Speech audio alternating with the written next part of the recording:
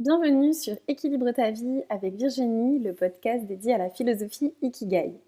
Je suis Virginie Torrenti et ensemble, nous allons explorer chaque semaine comment découvrir et vivre pleinement ce qui donne du sens à notre vie au quotidien. Eh bien, bonjour à tous.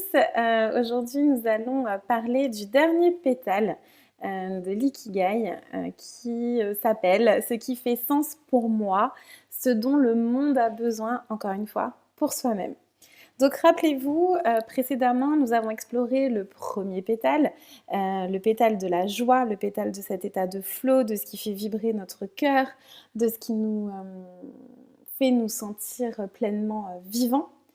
On a ensuite plongé dans le deuxième pétale des talents. On a mesuré toutes ces activités que l'on faisait sans difficulté, qui nous faisaient remonter de l'énergie et pour lesquelles on pouvait aussi être reconnu, voire être inspirant. On a ensuite mis en avant avec le troisième pétale nos compétences qu'on a pu justement traduire en valeur ajoutée.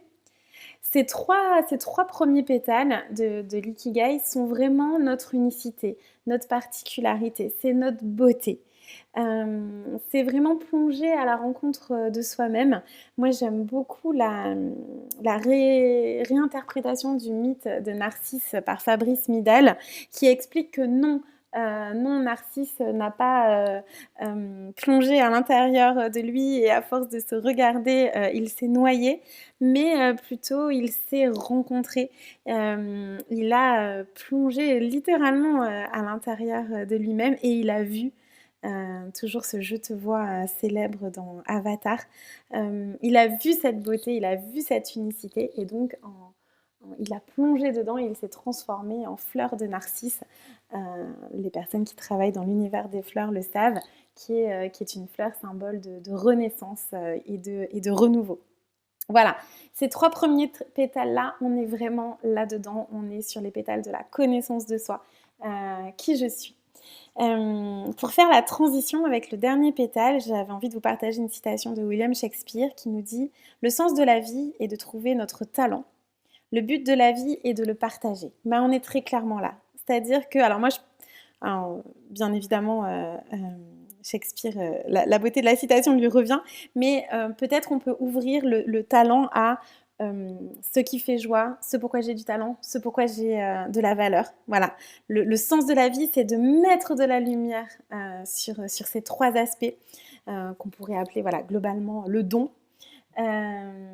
Et maintenant que j'ai connaissance de ça, au service de quoi je veux mettre toute cette beauté. Le but de la vie est alors de le partager. Donc ce qui fait sens pour moi et dont le monde a besoin, bien évidemment, c'est l'histoire célèbre du colibri de Pierre Rabhi, avec cette fameuse question comment vous voulez faire votre part. Donc pour savoir un petit peu toute cette unicité au service de quoi vous voulez le mettre, il y a toujours des questionnements. Hein. Je vous rappelle que l'ikigai est une philosophie, donc l'art de poser les bonnes questions. Donc les questions que je vous invite un petit peu à vous poser sont vraiment quelles sont les causes que vous auriez envie de défendre ou pour lesquelles vous auriez envie d'œuvrer. Très souvent, elles font écho à votre propre histoire personnelle.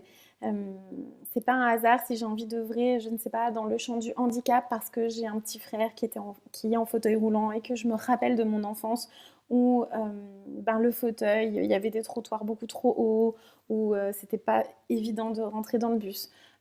C'est pas un hasard si j'ai envie d'œuvrer pour la cause animale, c'est pas un hasard si j'ai envie d'œuvrer pour l'égalité homme-femme, c'est pas un hasard si j'ai envie d'œuvrer pour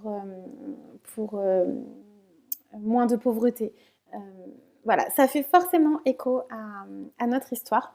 Et donc, pour y voir plus clair, pour répondre donc à cette question, cette fameuse cause, où on transforme un peu le « je travaille » en « j'œuvre », allez chercher les personnes qui vous inspirent. Des personnes de votre entourage, des personnages fictifs, historiques, politiques, artistiques, sportifs, scientifiques. Pourquoi ces personnes vous inspirent-elles ? Qu'est-ce que vous avez en commun avec ces personnes ? Allez chercher vos valeurs. Allez chercher ce qui est littéralement important pour vous, sur lequel vous ne dérogerez pas. Il y a 2 émotions que vous pouvez aller chercher pour mettre en lumière ce 4e pétale. Premièrement, c'est la colère. Qu'est-ce qui vous tient à cœur? Qu'est-ce qui vous indigne? Qu'est-ce qui vous met littéralement en colère? Je ne sais pas, quand vous regardez les informations par exemple. Allez chercher cette colère juste et maîtrisée. Cette colère du leadership, cette colère de la vision.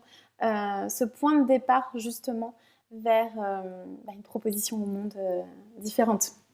Puisque Einstein le dit, hein, la folie c'est refaire toujours la même chose et s'attendre à un résultat différent. Allons chercher la colère pour pouvoir faire autrement. Ou au contraire, aller chercher l'énergie de joie. Oh là là, à l'idée, je ne sais pas, de créer une école où peut-être les enfants vont travailler dehors, vont apprendre, faire des ateliers philo au bord de la rivière. Oh là là, ça me met en joie. Ou à l'idée de mettre de la joie et de la bonne humeur dans les hôpitaux. Ça me met en joie. Vous voyez, allez chercher ce supplément d'âme malgré l'injustice, malgré la difficulté, on a envie d'y mettre la joie de la transformation. Qu'avez-vous vécu ou qu'avez-vous compris qui a changé votre vie et que vous aimeriez à votre tour partager? Une maladie, une situation difficile, quelque chose que vous avez pu traverser, que ce soit dans la peine ou dans la joie, et prise de conscience que vous avez envie de partager. Quel message vous souhaitez transmettre? Si vous deviez protester, quel serait le texte de votre banderole?